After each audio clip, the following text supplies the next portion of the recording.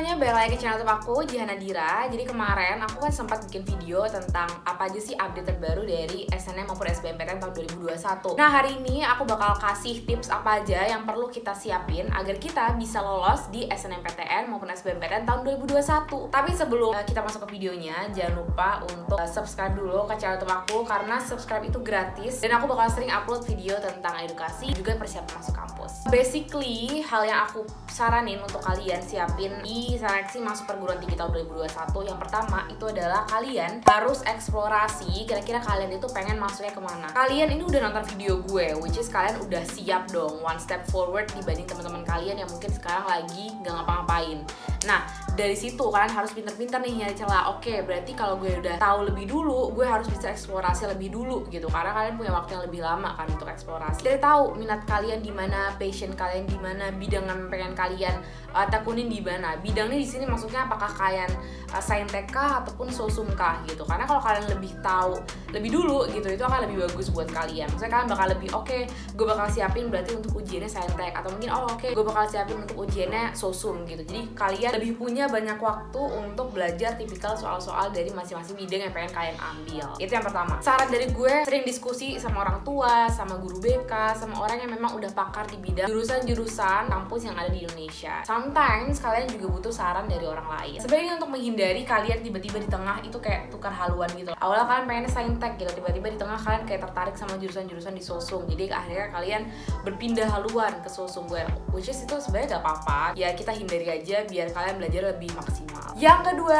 itu adalah buat perencanaan sedini mungkin. Jadi setelah kalian tahu, gue pengen masuknya ke saintek, gue pengen masuknya ke sosum, kalian udah bisa nih planning kayak kalau misalkan saintek itu mata pelajaran ada A, B, C, D, E, F, G gitu. Nah, dari mata pelajaran itu kalian breakdown ke submaterinya ada apa aja. Kalian lihat, gue punya waktu berapa lama nih untuk sampai di SBMPTN tahun 2021, mungkin 3-4 bulan gitu kan. Kalian buat gambarannya kira-kira dalam 4 bulan itu kalian bakal belajar apa aja di tiap harinya. Ingat, kalau bikin perencanaan itu kalau bisa sedetail mungkin. Misalkan kayak kalian bikin study planner, kalian buat dalam satu hari gue bakal belajar matematika, fisika, terus nanti Selasa gue bakal belajar kimia, biologi, besoknya gue bakal belajar apa. Kalau kalian bikin planning kayak gitu, kalian bakal lebih semangat buat belajar ke depannya. Jadi kalian lebih terarah juga mau belajar apa. BTW buat kalian yang kelas 12, kalau kalian nonton video gue ini, basically sebenarnya gue nyaranin kalian untuk lebih fokus ke persiapan SBMPTN daripada ujian sekolah. Ibaratnya nih, kalian ngejar target uang 10 juta sama kalian ngejar target uang 1 juta. Kalau kalian ngejar target 10 juta, 1 juta kan pasti udah ke-cover. Nah, begitu juga kalau kalian targetin bisa lolos di SBMPTN gitu, pasti nanti ujian sekolah atau ujian nasional mungkin kalau ada ya, itu bakal terasa lebih mudah. Mulai dari sekarang kalian langsung aja siapin ke SBMPTN. Nah, selalu siapin backup plan. Kan kalian nantinya mau daftar di SBMPTN, atau mungkin kalian nanti mau daftar di SNMPTN atau di ujian mandiri, siapin backup plan-nya. Misalkan nih kalian set prioritas kalian mau daftar di SBMPTN, gak boleh cuma satu aja, kalian harus persiapin juga. In case tiba-tiba kalian gak keterima di SBMPTN, kalian juga harus daftar di ujian mandiri. Jadi kalian harus siapin tuh, kalau nggak SBMPTN gue ujian mandiri, kalau nggak ujian mandiri gue mau ambil mungkin ujian mandiri di kampus lain gitu, atau kalau nggak gue bakal mau gap year. Nah, itu perencanaan yang termasuk detail dan matang. Kalian nggak terlalu sakit hati atau nggak terlalu down gitu loh, karena kalian udah siap. Yang terakhir itu adalah latihan. Jangan kalian nunda-nunda belajar. Jadi kalau kalian udah nonton video ini, langsung aja setelah kalian nonton, langsung siapin apa aja yang mau kalian pelajari. Banyak-banyak latihan soal mulai dari sekarang. Latihan kayak try out sendiri, ataupun kalian ikut try out bareng kelompok, atau try out yang diselenggarain sama suatu lembaga atau apa, itu ikutin aja. Kalau bisa ikutin lebih dari satu, biar kalian dapat gambaran.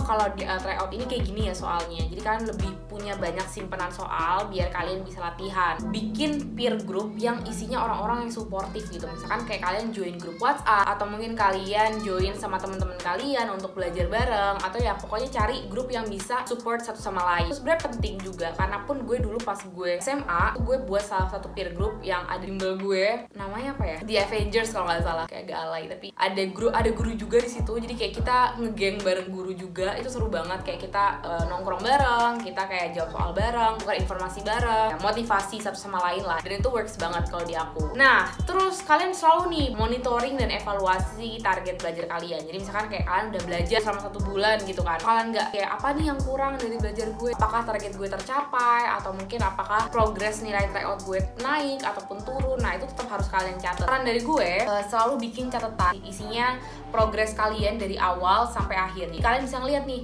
progresnya naik kah atau progresnya turun kah. Buat kalian yang pengen explore minat dan passion kalian, mumpung ini masih awal-awal, ini beberapa situs yang bisa aku tawarin ke kalian untuk dicoba. Jadi ada beberapa kalian bisa manfaatin teknologi sih untuk tahu apa sih sebenarnya minat dan passion kalian. Saran dari aku, cobain lebih dari satu biar kalian lebih dapat gambaran kira-kira kalian minat dan passion tuh lebih ke arah mana sih gitu. Ini kalian masih awal, saran dari aku jangan terlalu naruh ekspektasi yang tinggi di SNMPTN ataupun seleksi undangan. Pertama, karena seleksi undangan itu menurut gue kurang transparan. Mereka nggak pernah ngebuka. Mungkin mereka bilang dari nilai rapot dan dari akreditasi sekolah ataupun dari sertifikat gitu. Cuman menurut gue masih kurang transparan aja. Hindari aja yang nggak pasti, kalian pilih yang pasti-pasti aja. Jadi biar kalian nggak sakit hati juga kalau berharap sama yang nggak pasti.